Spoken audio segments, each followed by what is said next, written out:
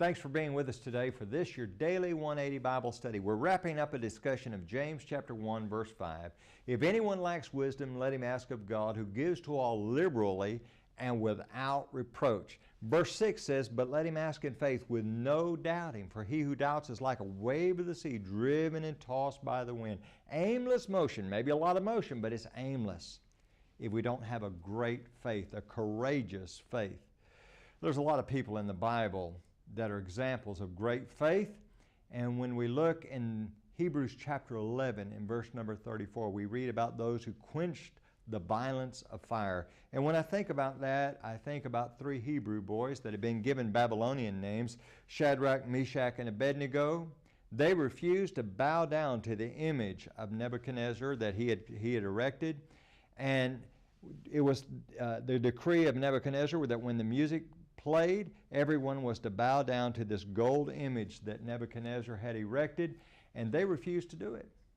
And he comes to them, he says, I'm going to give you another chance at this, and don't get the idea that somehow you're going to escape this because of your faith in God, because there's no God that can deliver you from this furnace. And notice what they said, the second part of verse 16, O Nebuchadnezzar, we have no need to answer you in this matter. Verse 17, listen closely.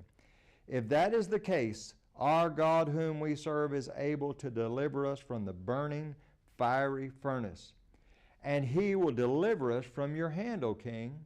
But I want you to notice the courage that these young men had. Verse 18, but if not, let it be known to you, O king, that we do not serve your gods, nor will we worship the gold image which you have set up.